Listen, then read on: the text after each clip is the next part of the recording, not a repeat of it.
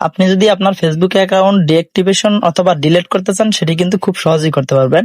অনেক সময় দেখা যায় আমরা ফেসবুক আইডি চালাতে বোর হয়ে যায়, অনেক অ্যাকাউন্ট ডিলিট করতে হয় কিংবা অনেক আইডি ডিঅ্যাক্টিভেশন করে রাখতে হয়। সেক্ষেত্রে সেই কাজটি কিভাবে করবেন, চলুন বন্ধুরা আমি আপনাদেরকে দেখিয়ে দিচ্ছি।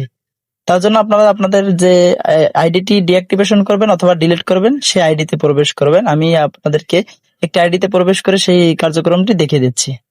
আমি তার জন্য যে আইডিটি করে দেখাবো তার সেই আইডিটিতে চলে আসলাম। আসার পরে এখান থেকে আইডির কর্নারে দেখতে পাবো যে থ্রি লাইন রয়েছে, সেই থ্রি লাইনে ক্লিক করব। থ্রি লাইনে ক্লিক করার পরে এখান থেকে নিচের দিকে আসলে দেখতে পাবো সেটিংস এন্ড প্রাইভেসি নামে একটি অপশন পাবো। এখান থেকে সেটিংস এন্ড প্রাইভেসি যে অপশনটি রয়েছে সেখান থেকে চলে যাবো সেটিংস অপশনে।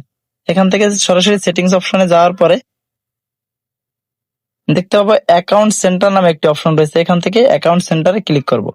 অ্যাকাউন্ট সেন্টারে ক্লিক করার পরে নিচের দিকে দেখতে পাবো ম্যানেজ অ্যাকাউন্ট নামে একটি অপশন রয়েছে। এখান থেকে ম্যানেজ অ্যাকাউন্টে ক্লিক করব। ম্যানেজ অ্যাকাউন্টে ক্লিক করার পরে এখান থেকে আমাদের যে আইডিটি আমরা করব সেটি কিন্তু আমাদের সামনে চলে আসবে। এখান থেকে আমরা এই আইডির উপরে ক্লিক করব। আইডির উপরে ক্লিক করার পরে এখান থেকে আমরা কিন্তু ডিঅ্যাক্টিভেশন অর ডিলিটেশন অপশনটি দেখতে পাবো। এখান থেকে কিন্তু আমরা এই অপশনটিতে প্রবেশ করব। এখানে ক্লিক করে এই অপশনটিতে প্রবেশ করব। এখানে প্রবেশ করার পরে এখানে দেখতে পাবেন ডিঅ্যাক্টিভেশন অ্যাকাউন্ট নামে একটি অপশন দেখা যাবে এবং ডিলেট অ্যাকাউন্ট নামে একটি অপশন দেখা যাবে। এখান থেকে আপনারা যদি ডিলিট করতে চান সেক্ষেত্রে ডিলেট অ্যাকাউন্ট এই অপশনটিতে সিলেক্ট করবেন, অথবা যদি ডিঅ্যাক্টিভেট করে রাখতে চান সেক্ষেত্রে ডিঅ্যাক্টিভেট অ্যাকাউন্ট করে রাখবেন। আমি এখান থেকে ডিঅ্যাক্টিভেট অ্যাকাউন্টে সিলেক্ট করে আপনাদেরকে দেখিয়ে দিচ্ছি।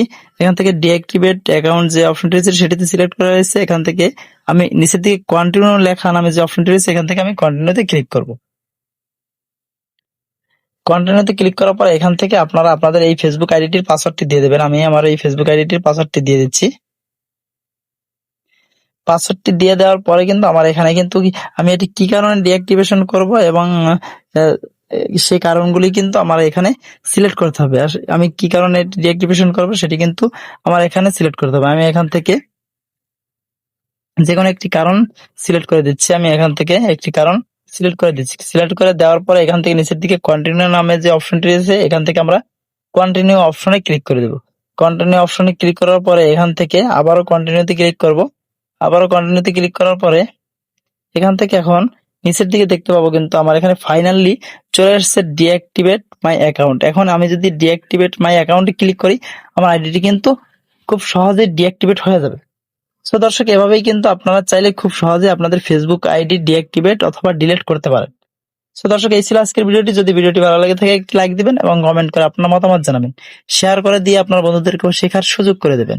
ধন্যবাদ এতক্ষণ আমাদের সাথে থাকার জন্য।